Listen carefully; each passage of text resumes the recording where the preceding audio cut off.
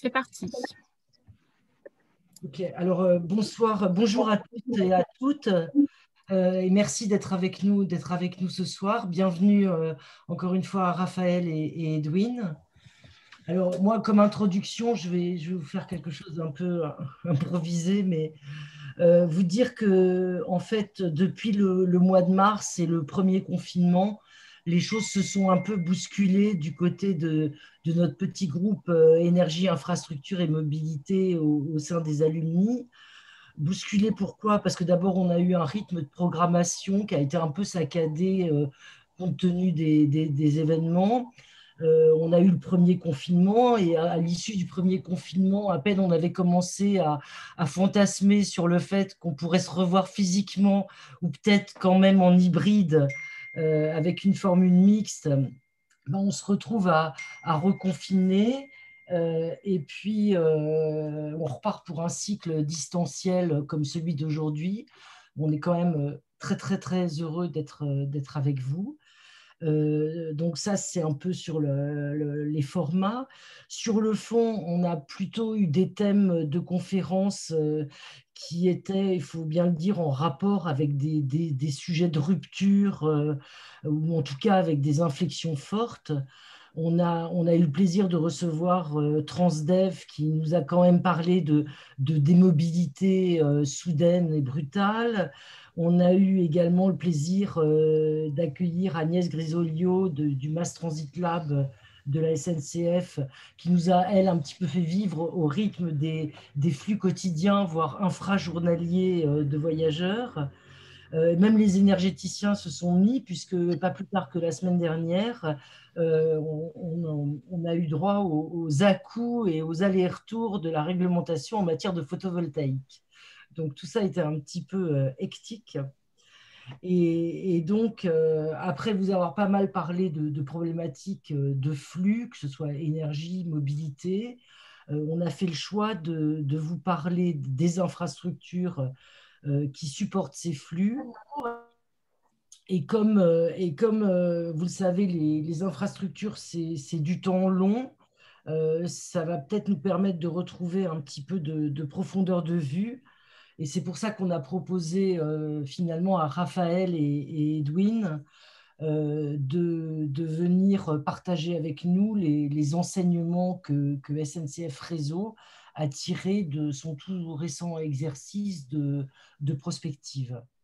Alors, pour vous présenter Raphaël et Edwin, Raphaël, vous êtes Raphaël Lefebvre, vous êtes ingénieur central Supélec de formation.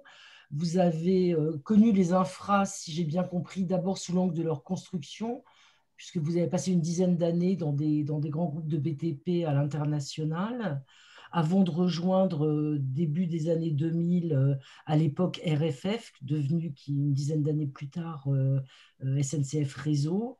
Et là, vous avez occupé pas mal de postes en région, que vous connaissez donc bien, et au cabinet du président du Ménil. Vous avez également, c'est pas négligeable pour votre auditoire, créé la filiale ENR de SNCF Réseau, énergie renouvelable. Et aujourd'hui, vous êtes à la direction de la stratégie et vous avez mis en place et vous pilotez la fonction de prospective, la fonction et l'entité de prospective stratégique. Edwin Mouzami, vous êtes diplômé du CELSA. Vous avez eu plusieurs aventures entrepreneuriales avec des startups, WeShare ou Stroika. Alors, vous êtes diplômé d'histoire, vous avez un doctorat et vous avez choisi de rejoindre Réseau en 2019, je crois, pour travailler avec Raphaël sur les sujets de prospective. Alors, cette capacité que vous avez un peu de faire le grand écart entre les deux vous a finalement conduit à Sciences Po. Vous êtes également aujourd'hui responsable pédagogique du module innovation du Master Executive Digital Humanities. Voilà, au sein de Sciences Po. Je vous souhaite la bienvenue à tous les deux et je passe la parole à Raphaël, je crois. Eh bien, bonjour tous. Merci de nous recevoir effectivement pour parler un petit peu infrastructure, mais vous allez voir, on va quand même être assez généraliste, hein. C'est un peu le défaut de ces travaux de prospective, c'est qu'on est obligé d'aller très loin pour revenir à notre quotidien.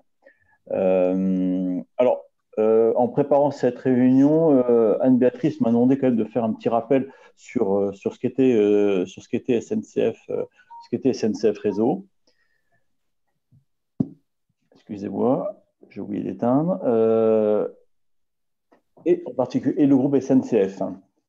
Euh, alors, SNCF, ça a beaucoup bougé ces dernières années.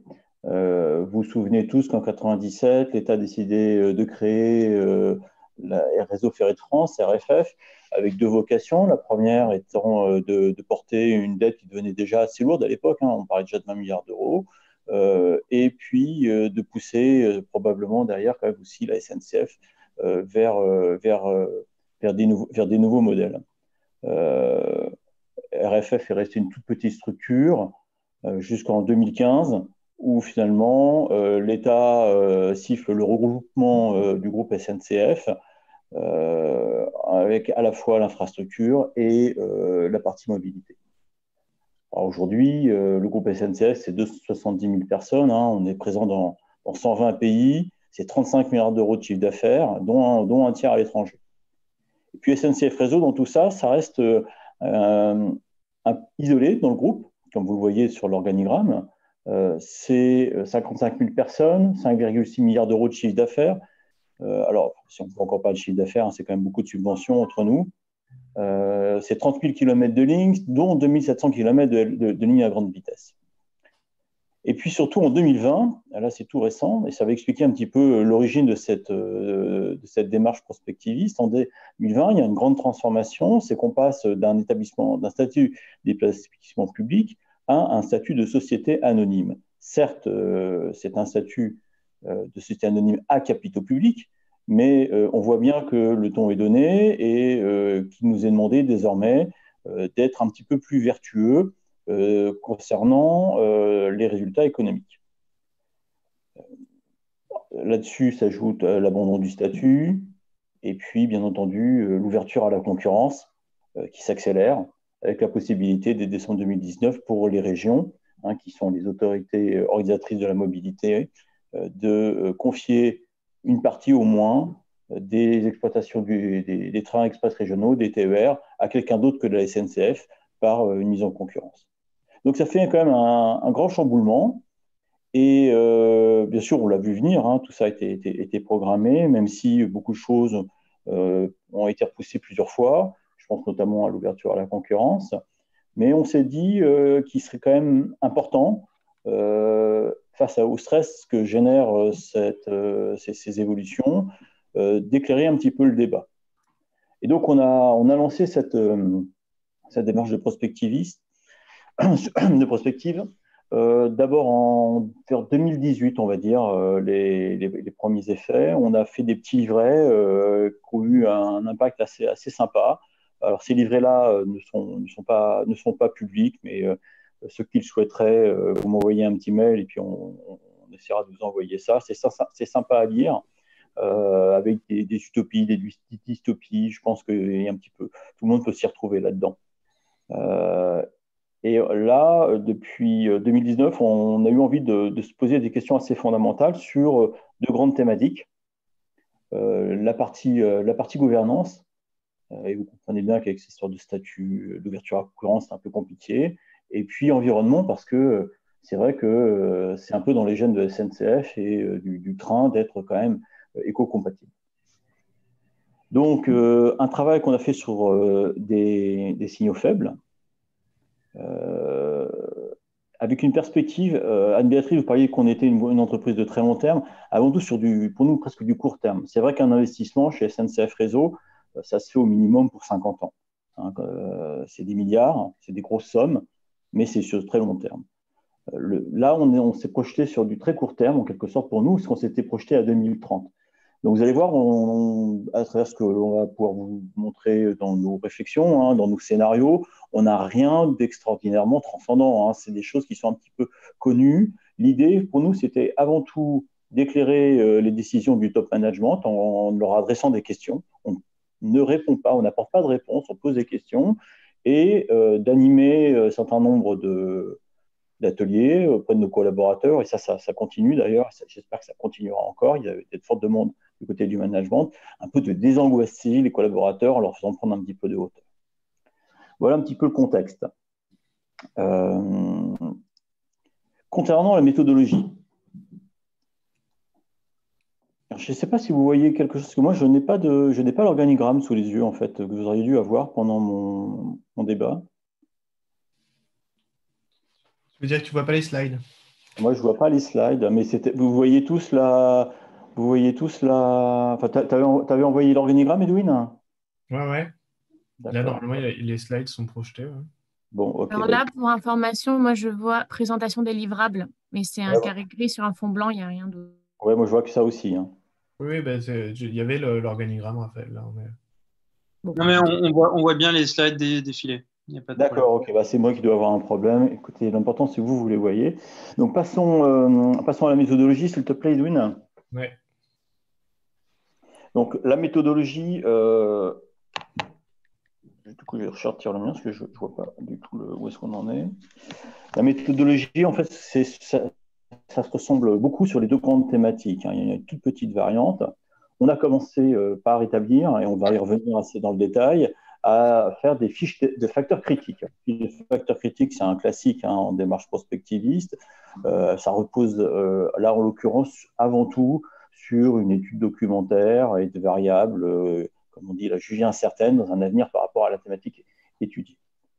Là-dessus, on a travaillé avec 2 ateliers. Ça, c'était très important parce que c'était le moyen déjà de faire participer les collaborateurs, nos collègues à cette réflexion. On a continué par des entretiens internes externes de personnalités. Donc là aussi, on a voulu, dès le départ, que les démarches soient ouvertes vers le plus grand nombre, mais surtout vers l'extérieur. Dans beaucoup d'ateliers d'ailleurs, même par la suite, vous verrez, on y reviendra à la fin sur la comptabilité triple capital. Aujourd'hui, on accepte des personnes qui sont non SNCF. On est en tout cas très convaincus dans l'équipe que c'est très important de mixer ces cultures. De tout ça, sont sortis 3 scénarios prospectifs. Et puis, pour ce qui est de la gouvernance, tout ça a été complété par une monographie qui a présenté 6 modèles assez édifiants. Et c'est là la petite différence avec la partie environnement, c'est que on a remplacé ces petites monographies par des sondages prospectifs où on est parti sur un certain nombre d'hypothèses, 3 hypothèses qu'on a posées sous forme de questions à des experts pour savoir si ça plutôt probable, pas probable, et voir comment toutes ces choses-là allaient évoluer. Voilà. Et de tout ça est sorti derrière un rapport stratégique. Alors, pour ceux qui ne l'ont peut-être pas vu, tous nos travaux sont publiés sur Internet. Je crois qu'il est prévu qu'on vous passe à la fin, si ce n'est pas déjà fait, le lien sur le site de SNCF Réseau. Mais tous nos documents, et il y a quand même quelques centaines de pages, sont utilisables, reprenables, sous une licence Creative Commons hein, qui vous permet d'en faire ce que vous voulez, à condition de nous citer un petit peu quand même. Hein, ça, c'est sympa. Et puis éventuellement, de nous appeler, moi ou Edwin, ça sera encore mieux si vous voulez qu'on vienne vous expliquer tout ça dans le détail. Alors aujourd'hui, le temps qui nous est accordé est relativement modeste. Parce que ça a été quand même plus d'1 an de travail assez approfondi, avec, il faut que je le cite, alors je pense comme on n'est pas à la télé, j'ai le droit de citer des marques, mais on a été accompagné par Ouzbek et Erika, hein, qui nous a fait un très beau travail, on est très content de ce travail. On avait d'ailleurs choisi ce cabinet aussi parce qu'on souhaitait avoir des gens qui fassent quelque chose d'un petit peu ludique, hein, et voilà, je crois qu'on le pari a été réussi avec notamment des approches un petit peu différentes. Hein. C'est vrai qu'à SNCF Réseau, on aime bien les approches un peu lourdes, un peu d'ingénieur. Il nous fallait quelque chose d'un petit peu différent. On peut passer maintenant. Alors,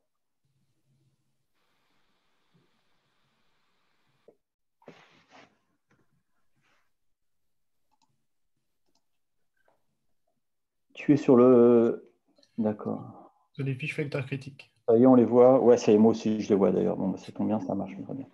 Alors, on va vous présenter d'abord toute la partie gouvernance. Enfin, ça, c'est moi qui vais m'en charger. Et puis, Edwin, donc j'ai une vingtaine de minutes à peine. Edwin continuera, puis je reprendrai la parole à la fin pour conclure sur tout ça. Alors, les fiches de facteurs critiques, donc, c'est l'idée d'étudier des variables sur un avenir relativement proche. Et dans le cadre de la gouvernance, on en a identifié 8 qui font chacune l'objet d'une fiche que vous pourrez trouver sur le site. Je vais vous en développer assez rapidement 3 parmi ces 8. La première, c'est l'utilité sociale. Alors, pourquoi l'utilité sociale ? On a tous conscience aujourd'hui que le modèle de la croissance est arrivé à son terme. Il faut autre chose. On voit aussi que beaucoup de jeunes aujourd'hui cherchent un modèle plus transcendant. On le voit bien dans le recrutement chez nous, on le voit bien au quotidien. Il y a une recherche très nette chez les nouvelles générations, quelque chose de différent.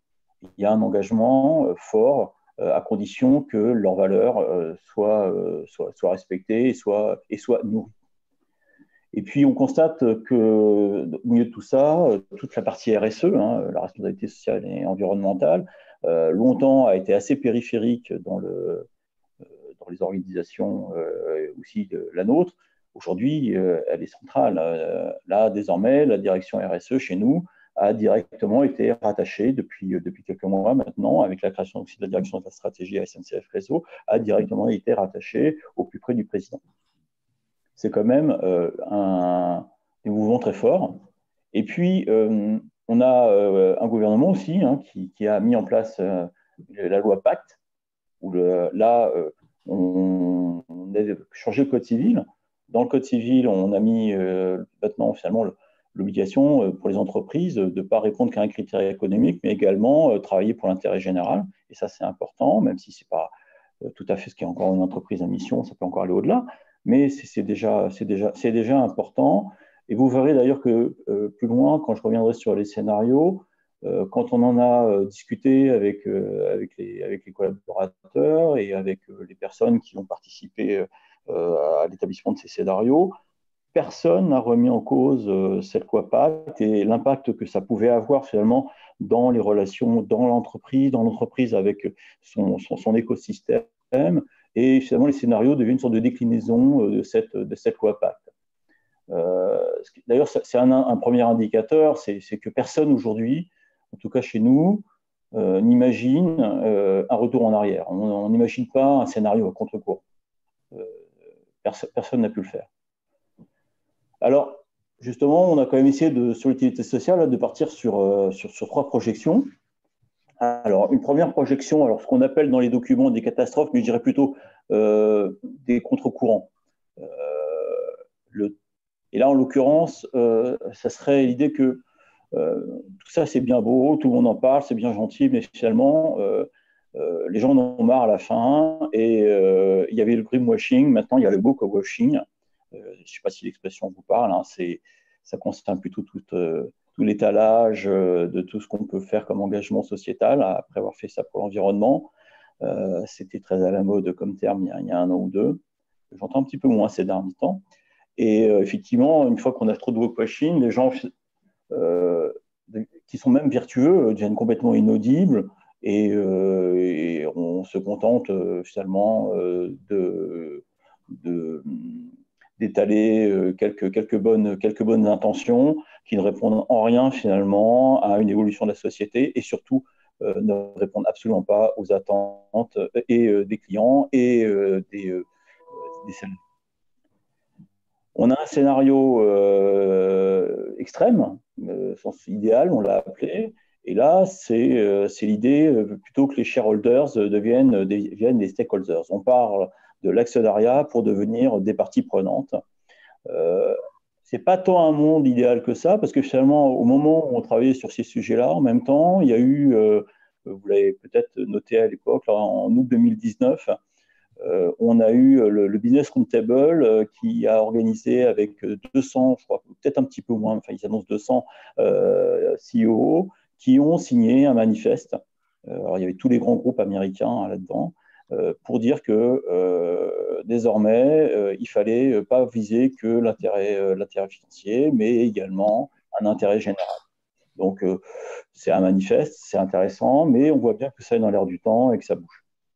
Et puis, enfin, un scénario qui nous semble le plus vraisemblable, qui correspond finalement un peu à un entre-deux, surtout à un horizon 2030, je vous rappelle, un horizon relativement proche, c'est que finalement, la pression va être forte pour faire de plus en plus d'utilité sociale. On va avoir des discours de plus en plus forts, mais la nature étant ce qu'elle est, on va continuer à avoir une optimisation fiscale, on va continuer à avoir des choix plutôt de woke-washing, et on peut même imaginer qu'à très court terme, après les paradis fiscaux, on ait les paradis sociaux.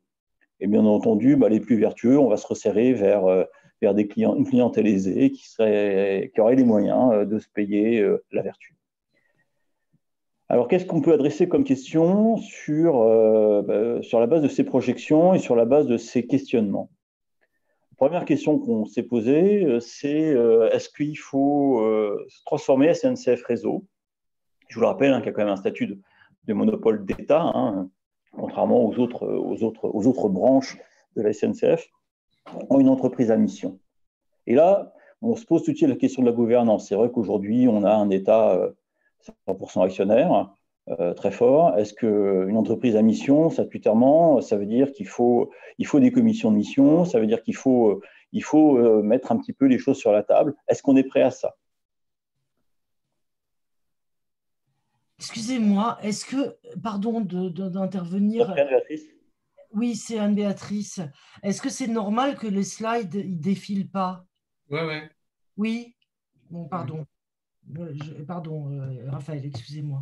Non, mais je vous en prie, mais effectivement, comme moi-même, j'avais eu des soucis avec les slides au départ, il vaut mieux s'en assurer quand même qu'on soit bon. On n'a pas prévu de slide politique pour chacun de ces sujets, mais vous pourrez trouver les fiches complètes et bien plus complètes que ce que je peux dire aujourd'hui sur le site. Alors, autre question aussi qu'on s'est posée, qu'on a adressée, c'est tout ce qui concerne le recrutement. C'est comment est-ce qu'on peut mettre en valeur l'intérêt général, quel RH.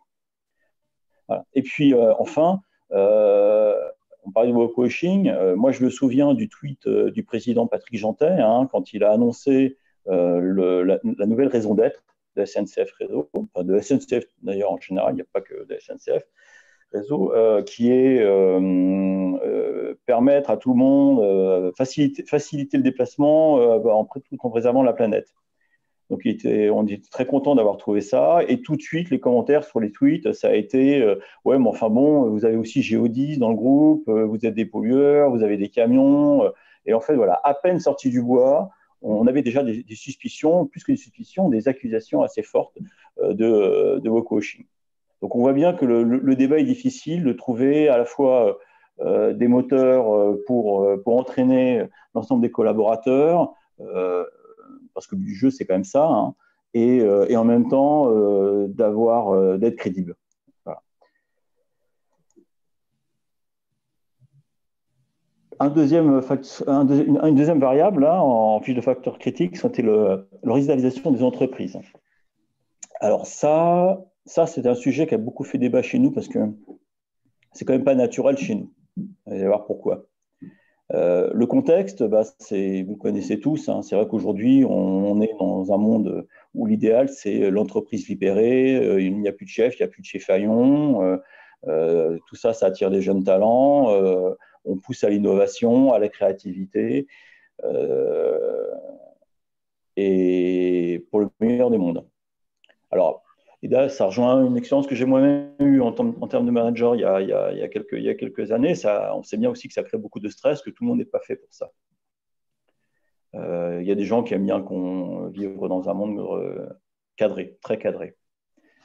Alors, les projections qu'on fait là-dessus, c'est à contre-courant, c'est scénario dit catastrophe, c'est un retour assez rapide du paradigme pyramidal, parce que sous les contraintes économiques, la concurrence, les entreprises vivent très mal, tout ça. Et là, dès que les gens, dès qu'on vit dans un système de stress, dès qu'on vit dans un système de peur, on voit bien qu'on laisse moins de place à la créativité. Là, les jeunes se tournent vers le freelance, les entreprises recrutent à l'étranger et la précarité croît fortement.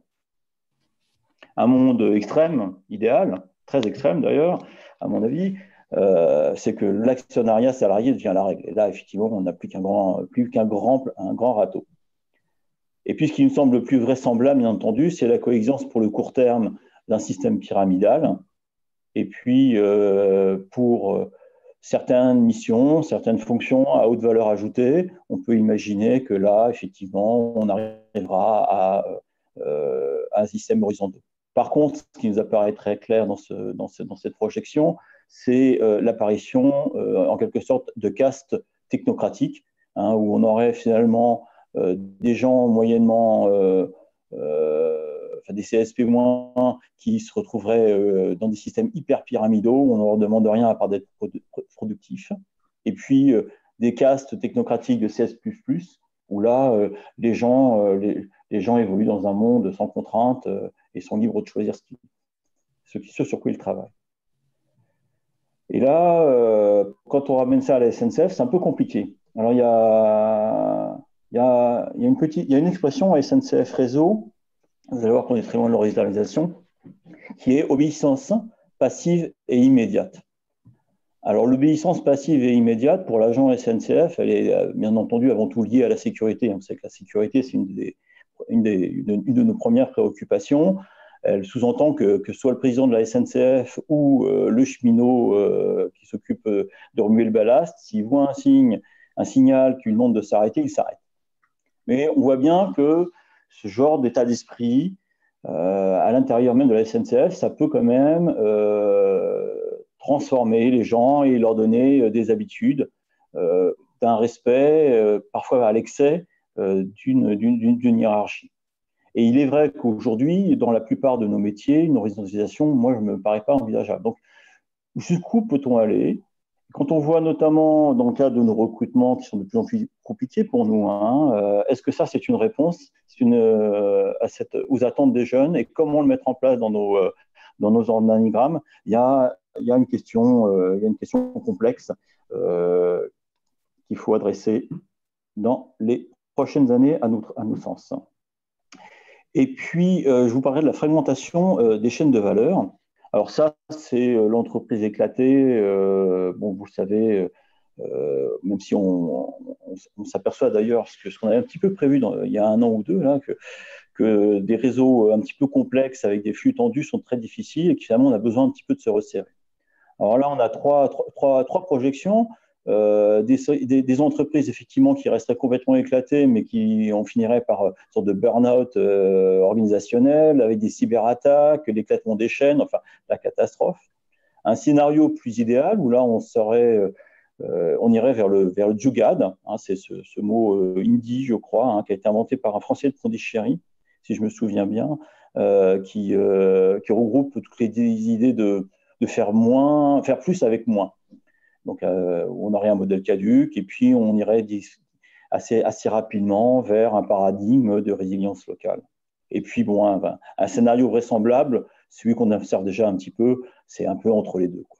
Et là, les questions adressées sont assez intéressantes parce que cette fragmentation de la chaîne de valeur, mine de rien, a un impact assez fort en termes d'aménagement du territoire, vous l'imaginez bien. Le domicile-travail, le fret. En fonction de ce type de projection et du scénario auquel on va arriver, comment faut-il prévoir le réseau? Est-ce qu'on prévoit un réseau dense avec un retour de la résilience locale ou au contraire, si on imagine que demain les distances sont de plus en plus longues, vers une internationalisation très forte des différents rapports, est-ce que là, le ferroviaire sera finalement encore adapté, à moins de rendre le train transatlantique, mais ça va être compliqué. Et puis, derrière cette question, une question pour ceux qui suivent un peu l'actualité de nos infrastructures, qui est très forte, qui est l'avenir de ces petites lignes. Comment est-ce que cette variable, la fragmentation de la chaîne de valeur, peut intervenir, peut impliquer notre façon de penser nos petites lignes avec les régions notamment. Alors, je voudrais maintenant aborder assez rapidement les trois scénarios, là. Je ne sais pas si tu peux passer en Edwin. Non, Ouais, c'est bon. Transparence, alors ça, je pense que ça vient. Alors, très rapidement, parce que je crois que le temps s'écoule assez vite. On a trois scénarios, comme je vous le disais, qui sont assez semblables, hein, puisqu'en fait, ils sont sur la même base d'une loi Pacte un peu étendue. Le point fort n'est pas forcément le même sur chacun de ces scénarios, ce qui fait la différence. Le premier scénario, on a mis focus sur une gouvernance par les territoires. Là, l'idée, c'est de maximiser le potentiel du territoire. On a des pouvoirs publics citoyens et ASOS qui établissent des objectifs de territoire, ce qu'on appelle la boussole territoriale. Les entreprises qui ne suivraient pas cette boussole, qui ne suivraient pas ces objectifs définis par les citoyens publics, seraient des pertes de subventions, voire des pertes de ressources communes, hein, puisqu'on imagine que sur le niveau de ces territoires, on aura un système de commun. Là, bien entendu, on va privilégier l'investissement local. Et puis, ce qui peut être intéressant dans ce modèle-là, c'est l'idée que les entreprises qui sont sur plusieurs territoires ne travaillent plus à la massification, mais plutôt à la réplicabilité de systèmes locaux, ce qui est une approche complètement différente. Enfin, on pense que là, il y aura besoin pour les salariés de la mise en place d'un contrat d'activité territoriale, de façon à répondre à un peu plus de mobilité au sein d'un territoire peut-être plus global, plus cloisonné. Bien entendu, ces territoires, hein, je ne l'ai pas précisé, mais on les imagine au niveau de l'Europe. Le scénario 2, on met plutôt l'accent sur la mission. On réfléchit sur la mission. Et là, on imagine, dans ces cas-là, au sein de nos ateliers, qu'on est plutôt parti sur un modèle de coopérative, avec des assemblées de collaborateurs, hein, coopérants, qui sont au conseil d'administration. Et comme ça fait un petit peu gros, comme parfois pour faire des rassemblements de conseils d'administration quand on est quelques milliers, on imagine la mise en place d'un système type démocratie liquide, hein, cher à Simone Bauman. Enfin, et là, la fin des indicateurs financiers, plutôt des indicateurs liés complètement à la mission. Sujet important, les indicateurs, on y reviendra. Enfin, on approche plutôt les problèmes par des collectifs de projets avec des finalités économiques et liées, et plus généralement, tout ça lié à la mission. Le scénario 3, là, on a des écosystèmes locaux. L'entreprise se voit comme un élément d'un écosystème. Chaque écosystème, en fait, vise à minimiser ses externalités négatives. Et ces écosystèmes sont définis par une puissance publique qui va réglementer, définir un animateur et qui va permettre en fait à l'émergence d'un actionnariat de consommateurs et d'usagers.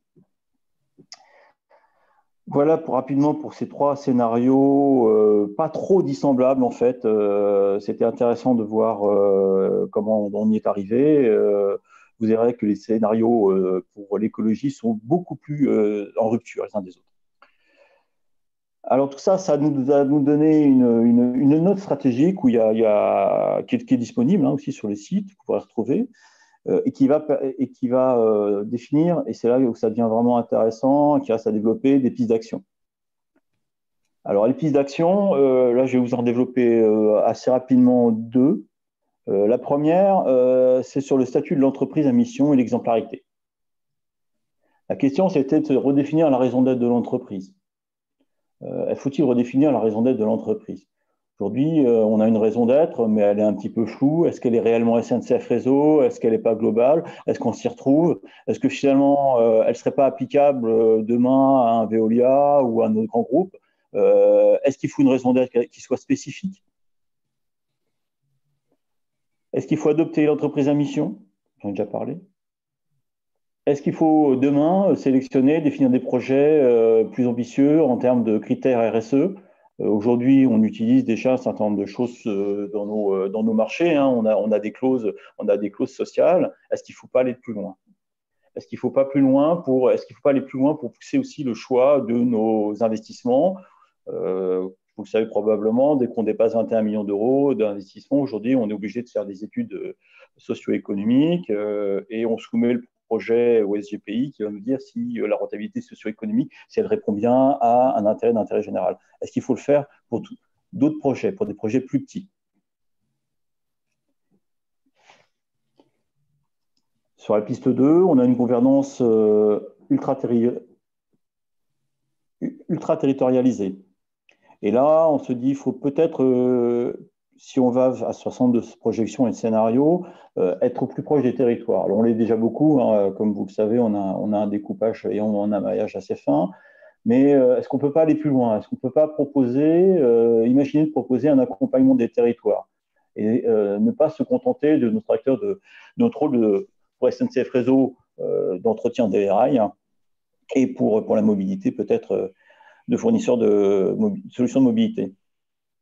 Parce qu'on pourrait peut-être échanger sur des apports de connaissances, sur différents enjeux, sur les évolutions du monde. Typiquement, à un moment, on s'était dit, par exemple, est-ce que ces démarches de prospective, ces types d'ateliers, on ne pourrait pas aller les faire en région et associer les acteurs de mobilité?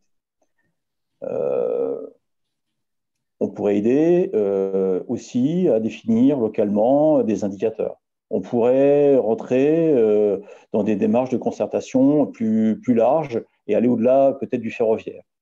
Et d'ailleurs, aller au-delà du ferroviaire, est-ce que aujourd'hui le SNCF réseau tel que certains l'ont imaginé chez nous, c'est-à-dire réseau avec un X sur plusieurs réseaux, c'est pas une voie qui serait naturelle pour nous et sur lesquelles il pourrait y avoir des attentes d'ailleurs de nos interlocuteurs, de l'ensemble des parties prenantes.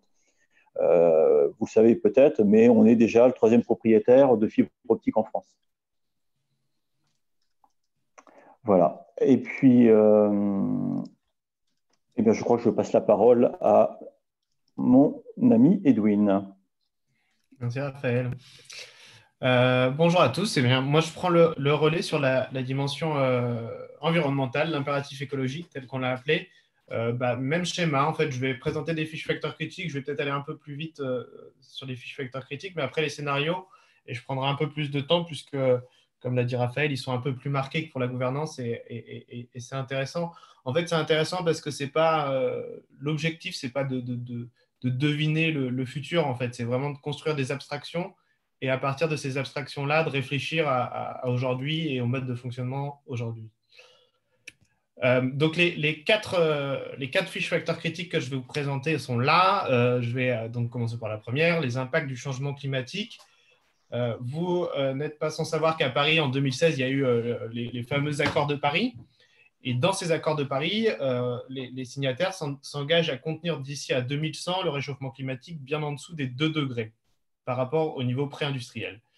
Et en fait, ce qui est intéressant, c'est que dès 2017, donc un an après, il y a eu plusieurs études qui ont essayé de donner une probabilité de réussite de ces accords, ou en tout cas de cet objectif-là, et on est à environ 5%. Donc on voit bien qu'en fait, entre l'ambition et la réalité, il y a une petite différence, mais ce qui est sûr, c'est qu'aujourd'hui, on ne discute pas le fait qu'il y ait un changement climatique.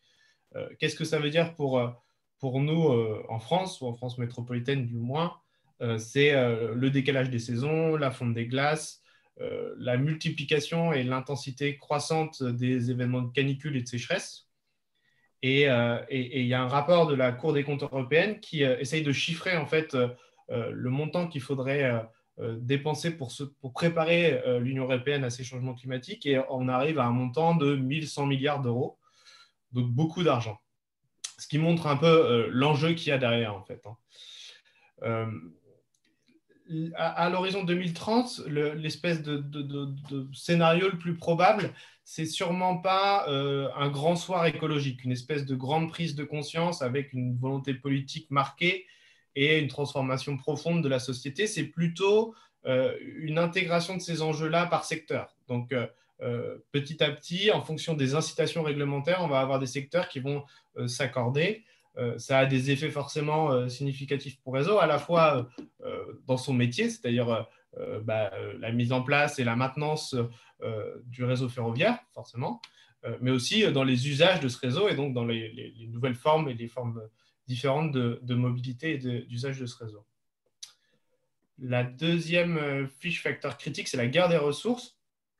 Ici, ce qu'on a cherché à essayer de creuser un petit peu, ce n'est pas tant la raréfaction des ressources, mais c'est plus la surexploitation des écosystèmes naturels d'un côté et puis les déséquilibres sociaux que ça amène de l'autre. Et donc, dans cette optique-là, si l'entreprise industrielle veut faire preuve de sobriété, elle doit mettre en place des transformations assez profondes de modèles économiques, d'organisation et puis aussi d'organisation sociale. Et là, ce qui nous intéressait pour Réseau, c'était aussi un effet un peu rebond, c'est-à-dire que si on prend acte de cette guerre des ressources, Réseau pourrait jouer un rôle dans la réorganisation des circuits logistiques, par exemple. La troisième fiche facteur critique, c'est des cycles de production transparents, responsables.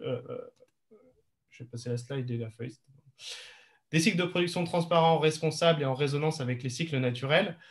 Là, on a creusé un concept que vous avez sûrement déjà entendu, qui s'appelle l'économie circulaire, comme une réponse à la raréfaction des ressources. Et on est parti d'une étude de l'ADEME qui montre qu'en France, seulement 9% des entreprises agissent réellement pour une meilleure performance environnementale. Donc, on voit qu'il y a encore un peu de chemin à parcourir. Mais ce qui est intéressant, ce qui est d'autant plus intéressant, c'est qu'on connaît les freins, en fait. On connaît les freins. On peut parler du manque de visibilité sur les bénéfices pour l'entreprise, sur le besoin de structurer des filières qui sont soit inexistantes, soit pas appropriées, sur la nécessité d'intégrer des compétences, mais déjà de formuler ces compétences, de former des gens, et puis après que ces compétences spécifiques puissent intégrer les entreprises. Et puis après, c'est l'absence d'obligations juridiques et donc de contraintes. Le scénario qui serait un peu souhaitable à 2030 dans ce contexte-là, ce serait de faire que l'économie circulaire soit un paramètre de base, en fait, que ce soit vraiment intégré dans les modalités de l'entreprise. Aujourd'hui, on n'en est pas encore complètement là. Et en même temps, en tout cas pour ce qui est de Réseau, il y a une vraie volonté politique, mais aussi dans les actes, puisqu'il y a un communiqué de presse je pourrais le mettre dans la conversation, mais qui est sorti le 23 novembre, donc hier ou avant-hier, et qui en fait revient sur les actions de SNCF Réseau en termes d'économie circulaire. Alors à la fois sur les matériaux, on pense aux rails, aux ballasts, aux traverses, mais aussi sur le matériel informatique, sur les différentes devices qui sont utilisés par les agents. On voit qu'en fait, ce concept d'économie circulaire, il peut avoir plein de traductions différentes à différents niveaux de l'entreprise. Enfin, la quatrième fiche facteur critique, c'est les attentes vis-à-vis de l'action environnementale des entreprises. Bon, ça aussi, j'imagine que vous n'êtes pas complètement... vous avez déjà entendu parler de ça, mais c'est de voir que dans les années 60-70 émerge ce concept de responsabilité sociale et environnementale de l'entreprise. Et donc, c'est d'imaginer comment une entreprise ne va pas seulement créer de la valeur pour ses actionnaires, mais aussi pour la société, en tout cas pour son environnement proche. Et là, et Raphaël l'a un peu mentionné, il y a pour Réseau un enjeu de perception, puisque à la fois, en tant que gestionnaire d'infrastructures ferroviaires, on peut se dire que Réseau fait partie de la solution. En tout cas, c'est un mode de mobilité vert un peu par nature. Et pourtant, on peut aussi se dire que c'est un aménageur du territoire qui va parfois détruire des écosystèmes, aller à l'encontre de la biodiversité.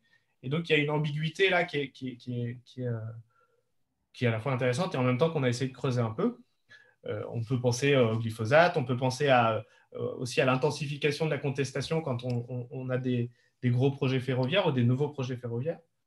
Et tout ça et Raphaël l'a pointé aussi, c'est l'ambiguïté de ce moment où chaque entreprise essaye d'écrire sa raison d'être. Les trois scénarios que je vais vous présenter maintenant, je commence par l'utopie techno-entrepreneuriale. Donc, en gros, à chaque fois, les fiches facteurs critiques et pour environnement, il y en avait 9, nous ont permis de construire ces scénarios qui nous ont derrière permis de dégager les pistes d'action. Donc, c'est pour ça qu'on vous les présente aussi dans cet ordre-là. Donc, ces scénarios, le premier, l'utopie techno-entrepreneuriale. Donc, là, l'idée, c'est que la transition écologique devient un marché, en fait. Donc, on reste dans un imaginaire très progrès scientifique, progrès technique. C'est la technologie qui va amener des réponses à l'enjeu climatique. Et ça passe par le transfert dans le privé de la gestion de ces ressources environnementales. Ça passe par objectiver l'empreinte environnementale des entreprises et ça passe par une innovation massive et intensive en capital sur ces sujets-là. Là, on a imaginé que l'État vienne en soutien massif des entreprises et on a du coup imaginé 2 dispositifs. Le premier, c'est le CICNE. Alors, on a repris la vieille tradition française de faire beaucoup d'acronymes. Et donc, c'est le crédit impôt compétitivité numérique environnement. Donc, l'idée, c'est que l'État va subventionner énormément la R&D de nouveaux produits qui vont optimiser l'utilisation des ressources. Donc, l'avantage, c'est du coup d'avoir ces produits avec une empreinte optimisée, une empreinte environnementale optimisée. Et le désavantage, c'est qu'on peut imaginer que du coup, qu'il y ait une forme de fuite de certains coûts cachés qui vont du coup échapper à notre grille de lecture. L'autre dispositif qu'on a imaginé sur le modèle de la PAC, c'est la PEC, donc la politique environnementale commune. Et donc là, c'est un dispositif qui serait européen, qui intégrerait la PAC et qui viendrait régenter toutes les d'investissement et les financements dans notre rapport à la nature au sens large et pas juste sur les dimensions agricoles. Ce qu'il faut retenir dans ce scénario, c'est une intrication très fine de performance économique, performance écologique et innovation technologique. Que ces 3 dimensions-là deviennent liées par nature et qu'elles vont devenir un peu l'alpha et l'oméga des stratégies des entreprises. On a imaginé qu'il y ait le développement d'un marché de la notation globale qui serait finalement le prolongement de ce qu'on appelle la comptabilité extra-financière aujourd'hui et qui deviendrait en fait un déterminant pour accéder à des financements publics. Ce type en fait, de scénario, il amène à une ambiguïté qui est que la transition environnementale est engagée, il y a des actions fortes qui sont menées, et en même temps, c'est une transition qui va accroître les inégalités et qui va donc créer des tensions fortes dans la société.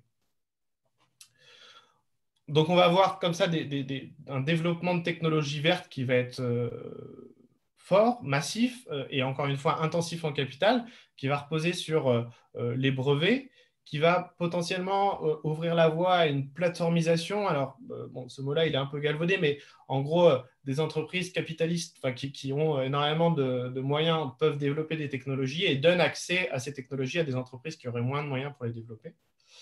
Sur la dimension énergétique, on aurait un mix énergétique qui ressemblerait un peu à celui qu'on a aujourd'hui, hein, c'est-à-dire qui repose énormément sur le nucléaire, qui ouvre la voie à des énergies renouvelables, mais sur un modèle très centralisé.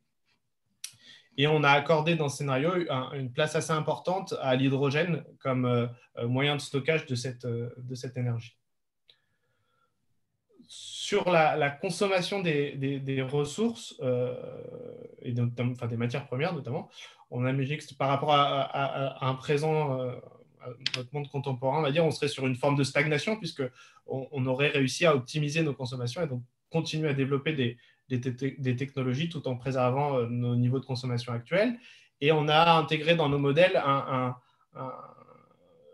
un effet notamment venu de l'Asie du Sud-Est qui viendrait intégrer dans les prix des matières premières les conséquences de son extraction en fait. Et donc ce qui ferait monter le prix des matières premières. Sur le système de mobilité, qu'est-ce que ça donnerait en termes de mobilité? Là, on a imaginé que la part de la voiture serait beaucoup moins importante qu'aujourd'hui. On a mis 25% des ménages possèdent une voiture. Bon, évidemment, mais en tout cas, ça donne un peu les proportions. Et en fait, on arriverait à un aménagement du territoire où on aurait des pôles urbains très denses et très actifs qui seraient reliés entre eux par de l'aérien et de la grande vitesse, et entre les deux, des endroits beaucoup moins irrigués. Et donc, on aurait une mobilité vraiment à 2 vitesses avec d'un côté une augmentation en nombre et en distance des déplacements par les ménages les plus aisés, et puis de l'autre, l'inverse, une diminution du nombre et de la distance des déplacements pour les moins aisés. Le deuxième scénario, on l'a appelé l'État social et écologique. Là, l'idée clé, c'est une centralisation de la gouvernance de la crise écologique par l'État. Donc, c'est un espèce de Green New Deal avec un pilotage de l'économie par la puissance publique et un durcissement des normes pour les entreprises et les individus. À l'inverse du précédent, ce qui va guider l'action de l'État, au-delà de l'impératif écologique, ça va être une justice qu'on a appelée socio-environnementale, c'est-à-dire préserver les inégalités et donc répondre à l'enjeu climatique tout en essayant de ne pas faire exploser les inégalités. Les détracteurs, parce qu'on a aussi des détracteurs dans nos scénarios, vont appeler ce modèle-là la dictature verte. On est face à un modèle très fort, un pouvoir public très fort. Et donc là, l'État va utiliser ses outils habituels de réglementation, de fiscalité. Il va faire intervenir ce qu'on a appelé nous les bras armés, et donc on a donné une place assez prépondérante à la Caisse des dépôts et consignations, par exemple, dans ce scénario.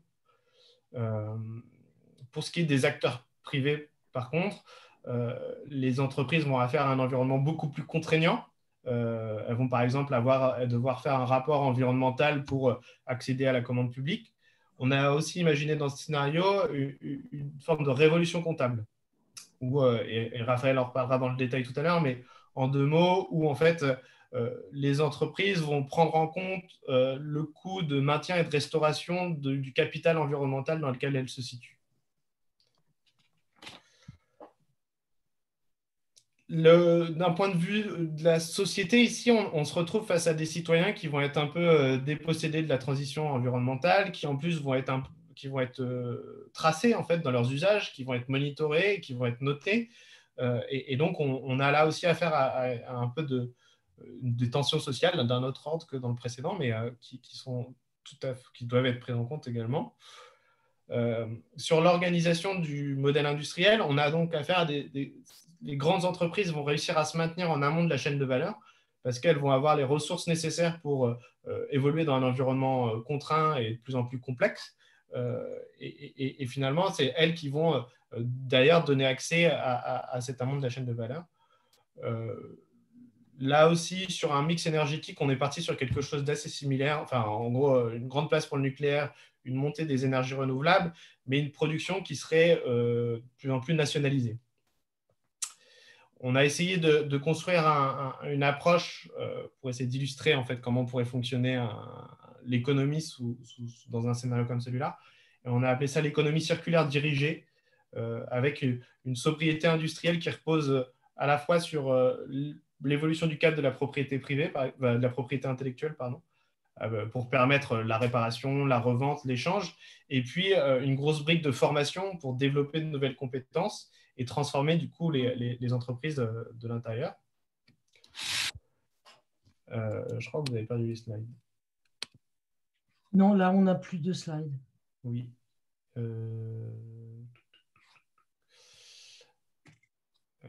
Si je fais ça parce que j'ai un problème de... Excusez-moi, c'est mon navigateur qui s'est fermé. Et donc, je vais reprendre comme ça. Je pense que vous voyez quand même des slides là. On a quelque chose là, Edwin. Ok. Sur le système de... Alors, c'est pas les bons slides, c'est après. Sur le système de...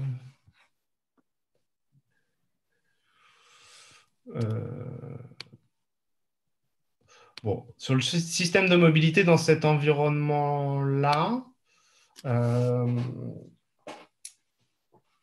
donc il y aurait une nationalisation un peu forte des transports collectifs, une taxation des moteurs thermiques, et puis on a imaginé que l'ADEME développe ce qu'on a appelé des comptes personnels de mobilité, qui permettraient de suivre les émissions de chacun des citoyens et puis de bénéficier d'un accompagnement de la part de l'ADEME, du coup, et un conseil sur les modes de consommation à privilégier. Enfin, le dernier scénario, la rupture hyperlocale et coopérative. Là, l'élément clé, c'est l'introduction de biorégions. Les biorégions, ce seraient des délimitations territoriales calquées sur des écosystèmes naturels, ce qui permettrait en fait de prendre des décisions pour répondre à l'enjeu climatique ou environnemental à une échelle cohérente et qui va du coup prendre en compte les particularités d'une région. Bon, là, vous avez compris, on est dans un scénario où la décentralisation est assez forte, qu'elle soit territoriale ou institutionnelle. Et puis, on va déléguer un large pan de la gouvernance à ces biorégions. L'État conserverait 3 rôles au-delà de sa dimension régalienne, mais c'est la gestion des réseaux, l'impulsion et la coordination de grands plans d'action, et puis la définition des grands standards de compta environnemental notamment. On y revient. De manière générale, on passerait un peu d'une économie extractive à ce qu'on n'a pas appelé, mais repris économie générative. Donc là, l'idée, c'est de maximiser la valeur pour l'ensemble des parties prenantes. Il y aurait une diversification des formes d'entreprise avec une porosité de plus en plus forte entre non-profit et for-profit. Et puis, il y aurait une place centrale accordée au commun avec la contribution et la maintenance de ces communs seraient rémunérés, tout comme l'utilisation donnerait lieu à une contribution économique. Là, en termes d'organisation de la vie publique, on aurait une vie publique beaucoup plus locale. On est dans un scénario, vous avez compris, assez décroissant.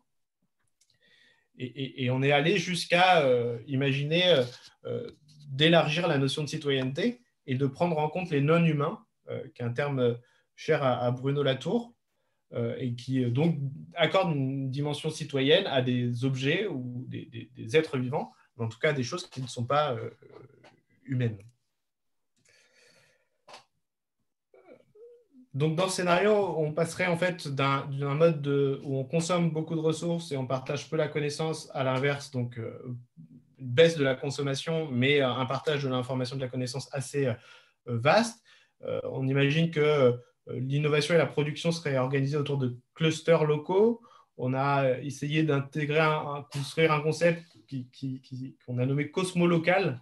Et l'idée là, c'est d'avoir une connaissance globale et une production locale, un peu sur le modèle des imprimantes 3D, où vous allez avoir les plans sur Internet et vous allez imprimer l'objet que vous voulez en bas de chez vous dans le Fab Lab ou sur votre imprimante 3D qui va bien. Et puis, on a aussi essayé de trouver une espèce d'instance qui prendrait pour les choix d'investissement, qui ferait une forme d'évaluation collective. Et là, on a parlé du rasoir de Biwix. Alors, je ne sais pas si vous connaissez Biwix, mais il a écrit L'âge des low-tech, notamment, et donc tout est un peu dans le titre. Et donc, le rasoir de Biwix, ce serait une espèce de grille de lecture qui privilégierait donc les projets les moins polluants, les moins intensifs en ressources et en maintenance, les plus simples, les plus robustes. Et donc, on aurait comme ça une forme de consommation à la fois de matières premières, mais aussi d'énergie, qui diminuerait fortement. Pour ce qui est de l'énergie, on a noté quelques verbatims, mais notamment un que je trouve savoureux, qui est isoler les corps plutôt que les bâtiments.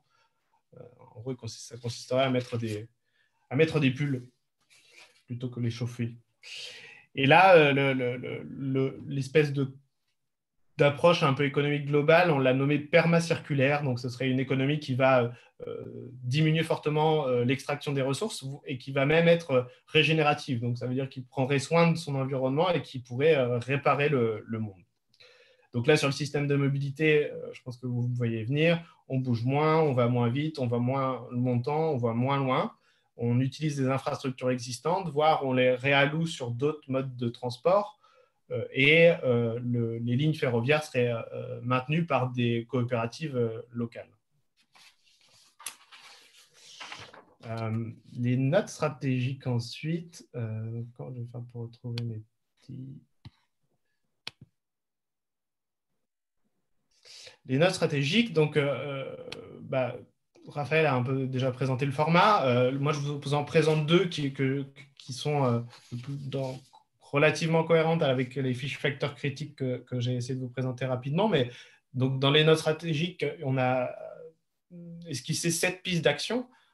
J'en présente 2 ici. La première, c'est intégration forte des externalités environnementales de la décision, dans les décisions, pardon.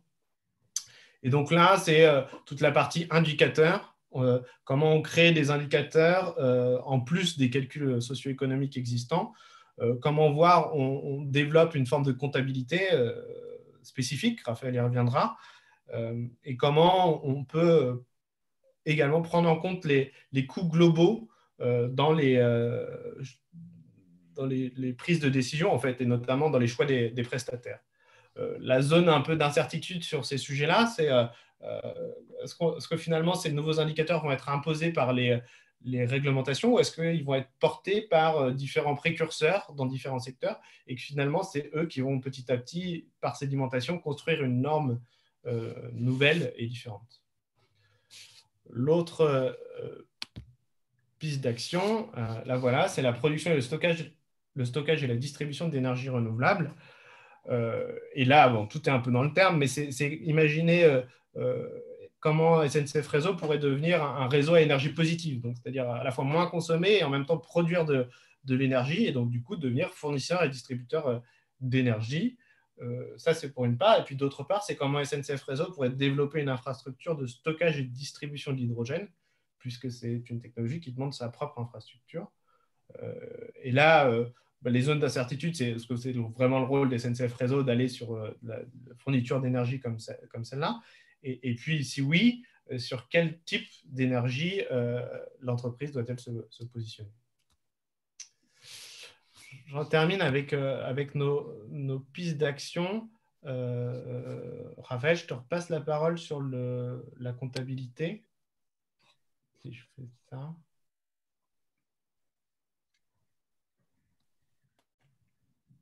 On t'entend pas, Raphaël. Ouais, c'est bon, vous m'entendez? Oui. Par contre, je vois pas la slide. Bah ouais, mon ordi, là, je sais pas si c'est mieux. Non, on voit la page de garde, Edwin. Je pense que vous pouvez faire son ou pas? Raphaël, je te laisse commencer et puis je vais relancer mon... Ouais, alors, en fait, l'idée, c'était pas que de se poser des questions quand même, hein, c'est d'essayer d'avoir derrière des applications assez pratiques de tout ce travail. Et quand on a fait notre restitution en février 2020, on a eu une assemblée qui a plébiscité la mise en place d'une comptabilité tripartite. Alors, qu'est-ce que c'est que la comptabilité tripartite? Ça fait partie de ces comptabilités environnementales qui stipulent 3 types de capitaux qui viennent compléter le capital financier jugé insuffisant par un capital environnemental ou naturel et un capital humain. Et donc, l'idée, c'est d'avoir une comptabilité qui tienne compte de l'ensemble des dimensions d'une activité sociale, environnementale dans son écosystème et économique d'une entreprise. Alors ça, c'est très intéressant. À l'époque, j'ai rencontré pas mal de monde. En ce moment, ça bouge beaucoup. J'avais vu notamment le directeur de l'agence des normes comptables, Patrick de Combourg, là, qui pousse vraiment le sujet. Il y a des travaux sur ces sujets-là au niveau de l'ANC. J'ai rencontré Christophe Itier quand il était encore le haut commissaire au développement, à l'économie sociale et solidaire, et qui travaille beaucoup là-dessus aussi. Donc, on sent un truc porteur à l'externe, dans les ministères. Pour nous, on comprendrait bien que c'est important que ce soit des choses qui soient bien vues. Et là, vraiment, un coup de cœur de la part de nos collaborateurs.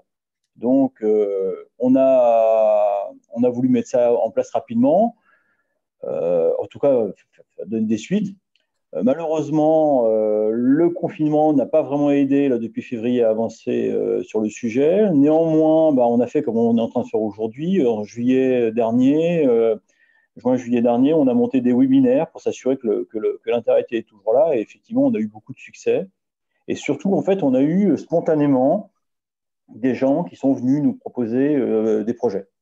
Donc ça, c'est très intéressant parce que l'idée, c'est quand même d'avoir des cas d'application. Vous imaginez bien que même s'il y a un groupe de travail, comme je disais, au niveau de l'ANC, on ne va pas réformer les IFRS au niveau de SNCF Réseau, mais on peut commencer localement au niveau d'une business unit à faire des choses intéressantes. Et ça dépend avant tout de la bonne volonté des équipes locales. Alors, il faut savoir que SNCF Réseau, on est depuis longtemps habitué à ce type de comptabilité.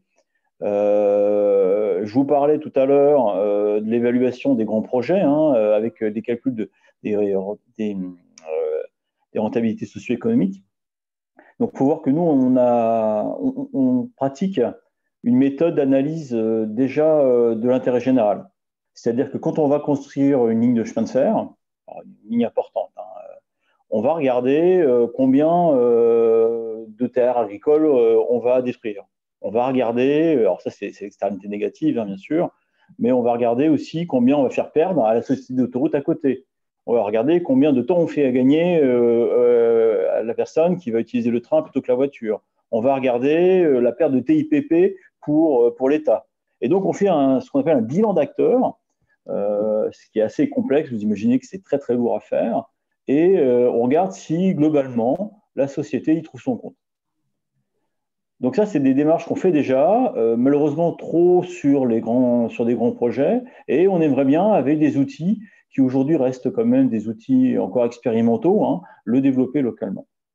Voilà. On a aussi déjà mis en place, alors vous savez qu'en France, on est des gros émetteurs de green bonds, hein, c'est ces obligations vertes, et SNCF Réseau a déjà émis, si je me souviens bien, que 5,6 milliards d'euros que 5 milliards d'euros, on va dire, de green bonds. On est parmi les plus gros émetteurs de green bonds, et ces green bonds sont calés aujourd'hui sur la régénération des voies électriques. Donc, on a un rapport au fonds d'investissement à donner tous les ans sur la façon dont on emploie cet argent. Donc, tout ça, c'est de l'extra comptable, mais c'est super intéressant parce que on a déjà une population qui est habituée à ce type d'approche, et de faire la jointure avec une comptabilité triple capital telle qu'elle peut être définie par Jacques Richard, notamment, avec qui on a eu beaucoup d'échanges, hein, qui est professeur à Dauphine et qui a développé la méthode CARE. Là, on a des choses sympas. Donc là, actuellement, on est en train de finaliser une petite note qui est destinée au COMEX, là, avec Edwin, avec la direction RSE, vous imaginez bien, mais aussi avec la direction financière, qui sont probablement les plus moteurs, c'est assez étonnant, dans cette affaire, pour voir comment on pourrait aller un petit peu plus loin. Et je crois qu'il est déjà assez tard, donc on va s'arrêter là et puis peut-être laisser des questions, s'il y en a. Merci beaucoup à tous les deux. Jonathan, est-ce que tu veux nous faire un petit feedback sur les questions que tu as pu noter? Ouais, je vais essayer d'un peu de screener ce qui n'a pas été répondu par Raphaël, parce il a déjà pas mal débroussaillé J'ai les essayé de vous questions. faire On a gagner un eu petit peu de temps quand même. Voilà. Après vous avoir fait perdu. bien joué, merci beaucoup. Du coup, il y avait, je crois, une question qui n'a pas été répondue. C'était une question qui était la suivante. N'y a-t-il pas un intérêt à mieux coordonner réseau électrique et réseau ferroviaire, notamment en termes de planification? C'est super important ça, parce que typiquement, alors déjà, ce qui est important, c'est quand on fait des lignes de grande vitesse, hein. Moi, j'ai vu sur une des dernières qu'on a faites, la Rhin-Rhône, on était dans des zones où la puissance de court-circuit était absolument dégueulasse, et donc forcément, ça pose des gros problèmes quand on vient soutirer beaucoup d'énergie. Donc, naturellement, il faut que tout ça soit coordonné. Ça ne l'est pas forcément, mais une fois de plus, c'est des problèmes d'échelle de temps, c'est des problèmes d'aménagement du territoire qui sont des choses lourdes à mettre en place. Et souvent, on fonctionne après coup, hein. Nos amis de RTE ou des Délices et autres viennent derrière renforcer ce qu'il faut au moment où il faut. Souvent, d'ailleurs, dans nos projets, on en finance une partie. L'idée de coordonner ça sur de long terme, ça serait une bonne chose. Je ne sais pas si ça existe, je ne connais pas, effectivement. Faudrait voir au niveau de la holding et de la SNCF Énergie, peut-être. Ok, merci beaucoup. Et, j'enchaîne du coup sur une autre question pour laquelle je ne suis pas sûr d'avoir vu une réponse de votre part. Donc la question c'était est-ce que SNCF est une structure déconcentrée, pour enchaîner sur l'autre question qui disait est-ce que rapprocher infrastructure et entreprise ferroviaire au niveau local permettrait d'obtenir des gains de productivité? Alors, en fait, on a déjà des expérimentations dans ce sens-là, notamment dans la région là où j'ai longtemps exercé et où j'habite encore, en Bourgogne. On a mis en place des systèmes où on va donner une partie du réseau, en quelque sorte en fermage. En fait, la SNCF, même historique, avait déjà cette possibilité juridique de confier une partie du réseau à un exploitant. L'idée aussi, c'est d'aller plus loin et que ce même exploitant du réseau exploite une partie des trains. Et là, on vient notamment sur ce qu'on appelle les ITE, qui sont les terminaux embranchés pour du fret, où là, on peut avoir un gain de temps, un gain d'énergie globalement, et puis surtout une économie assez forte. De là à le chiffrer, c'est compliqué. Il y a une sorte aujourd'hui, la volonté d'y aller, d'abord parce que c'est intéressant d'expérimenter, de permettre à d'autres de voir comment on pourrait améliorer globalement le système.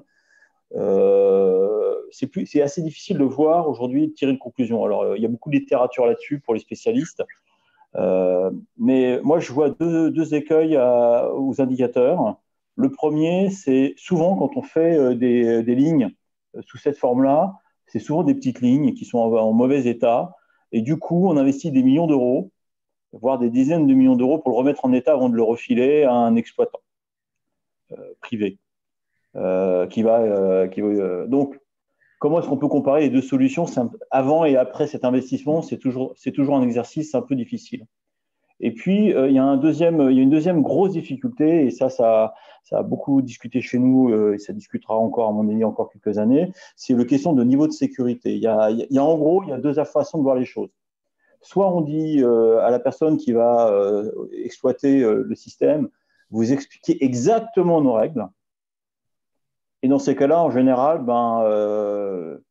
vous arrivez au même coup. Soit on dit, soyez inventif. Nous, ce qu'on va vous donner, c'est des critères de performance, des objectifs.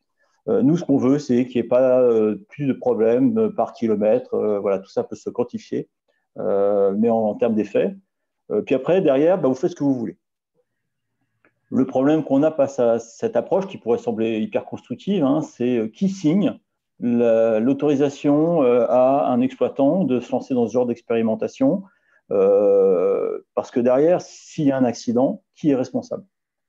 Il faut bien comprendre qu'aujourd'hui, on a un système très compliqué à la SNCF, et en particulier à la SNCF Réseau, parce qu'on a 150 ans d'histoire, on a 150 ans d'accumulation de règles, parfois un peu contradictoires, on essaie de vivre avec, c'est le poids de l'histoire. Globalement, on a quand même un système, certes parfois un peu vétuste, mais globalement, on a une sécurité quand même qui est extraordinaire, et je vais vous dire que tous les cheminots, ils travaillent quotidiennement. Demain, si on commence à déficeler tout ça, c'est compliqué. Donc, ce genre d'expérimentation, oui, ça se fait, oui, c'est déjà en cours, oui, ça tâtonne, et je pense qu'on va encore tâtonner longtemps.